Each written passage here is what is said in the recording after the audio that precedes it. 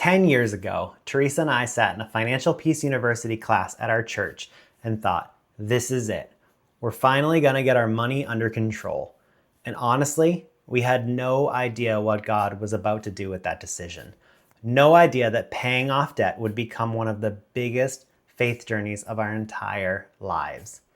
So today, what I want to share with you is the backstory, the why behind all of this, how we've paid off roughly $96,000 over the last decade, and why we still have about $4,000 left, and how every single up and down along the way has taught us to trust God with our finances in a way we could have never imagined.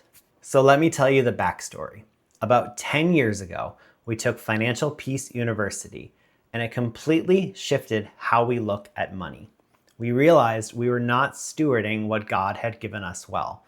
We were just kind of doing what everyone else does, making payments, not really thinking about it. And so we started on the baby steps. Baby step 1, we saved up that initial emergency fund of $1,000. Baby step 2, that's where we've been working on paying off all the rest of our debt. And honestly, we started strong. We were fired up and we were knocking out that debt. But here's what no one tells you about baby step 2. Life doesn't pause while you're paying things off, and God doesn't always give you a smooth road. What ended up happening was life just kept coming. We had our son, he's almost 8 now, and having a child changes everything. We were both working full-time, and we really struggled with having Jacob cared for by other people. It was hard on us as parents. We wanted to be the ones raising our son, but we felt like we didn't have a choice. We had to work. And on top of that emotional struggle, childcare was so expensive. I mean, it was eating up a huge chunk of what we were bringing in. And it's even worse now for families. So back then, our debt payoff slowed way down because a big part of our income was going straight to someone else watching Jacob. It felt like we were working just to pay for the ability for Jacob to get watched by someone else. And that was really hard. Then Teresa and I made the big decision. She stopped working her full-time job to pursue her personal training certification. And that was a faith move. We believed God was calling her into something that aligned with how He made her.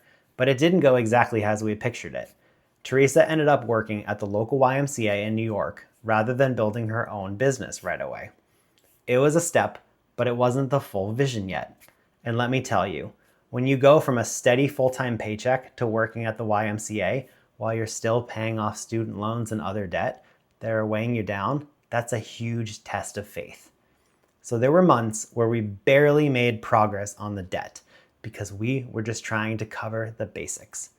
And then we had a miscarriage that was unplanned, and honestly, that's a whole nother story for another video. But I'll say this, it was one of the hardest things we've ever walked through.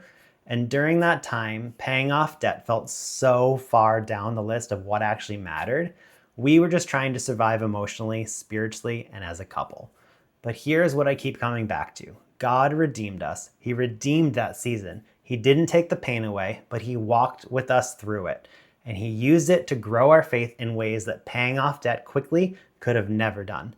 I genuinely believe that if we had paid everything off quickly, we wouldn't have the relationship with God that we have now. The struggle was part of His plan.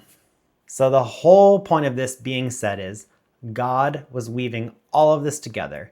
And in last year in 2025, we moved from New York to Tennessee 1,000 miles away. And that just wasn't about debt. It was about God calling us out of our comfort zone and into a life that actually lined up with what He wanted for our family. The way of the world for the last 100 or so years has been going one way, but Jesus said to follow the narrow road, so we're doing that. When we got to Tennessee, Teresa started working at a rec center nearby, but she didn't have the amount of clients she wanted, and honestly, that was another piece of the puzzle. Another reason why we pulled Jacob out of public school this March was that Teresa is now stepping back from her personal training career to homeschool Jacob while I'm at work. I work in an office job. I'm out of the house for about 10 hours a day, including my commute. So Teresa is really carrying this homeschooling load during the day. And you know what? Looking back on those early years when we were both working full time and paying all that money for someone else to care for Jacob, We learned the hard way how much we valued being the ones to raise and teach our son. So this homeschooling decision is bringing us back to something that was always on our hearts. Again, another faith move. Another decision that on paper might not make financial sense at first, but we've learned by now that making financial sense and being faithful aren't always the same thing.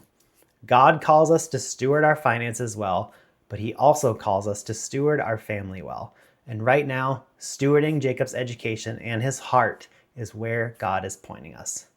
It's just kind of amazing to think of what he's done through our lives through this whole entire journey. Now, jumping into where we are right now, we've paid off roughly $96,000 over about 10 years, and we have about $4,000 left to go. That's it. After everything, the job changes, the move, the miscarriage, the career shifts, the homeschool decision, we're almost there. And I want to be honest about something that's been hard for us. We don't have a house, we don't have a mortgage, and I know for a lot of people that sounds like a good thing. But for us, it's been quite the big bummer of this whole entire journey, because student loans and other debt have weighed us down for so long, they've delayed us from being able to buy a house for our family. We get questions from our family saying, when are you guys gonna buy a house? And I get it. They love us, they wanna see us settled, but it's hard to explain to people that we've been fighting a battle they can't see. That while it looks like we're just renting year after year, we've actually been chipping away at nearly $100,000 of debt. We've had to trust God's timing is better than ours. And we still believe that, but it doesn't mean it hasn't been hard. Our plan now is to knock out that final $4,000 and then move into baby step 3, saving a fully funded emergency fund of 3 to 6 months of expenses. Because we've really truly learned that life will keep coming. The emergencies will keep showing up, and having that cushion isn't just smart financial planning, it's peace. It's the ability to make faith moves without being backed into a corner by fear. So if you're on this journey too, if you're paying off debt, if you're trusting God with your finances while life keeps throwing curveballs at you, I want to encourage you, keep going. It might take 10 years, it might take more, but God is faithful. He redeems the hard season, he uses the detours, and he will provide. I want to ask you something. Where are you on your debt payoff journey? Are you just starting? Are you somewhere in the middle? Or are you close to the finish line like us? Drop it in the comments below. I'd love to hear your story, and I'm going to also pin a comment at the top so we can keep this conversation going. And one more thing. If you're watching this and you're where we were a few years ago, drowning in debt and just not sure where to start, I'm now offering one-on-one coaching calls. I'm not a financial advisor. I'm just a person who's been through it, made plenty of mistakes, and learned what actually works when you're trying to steward your finances the way God calls you. So if you want someone to talk to and walk alongside with you, I'd love to do that. There's a Calendly link in the description on where you can book and how you can book a call with us. And I'd be honored to walk through this journey with you. If you're interested in continuing to follow along with us as we knock out that last $4,000 of debt and build our emergency fund, please like, share, and subscribe. And check out some of the other videos on the screen. We've got more about our move, about homeschooling decision, and how God's been working in our family. Thank you so much, and God bless.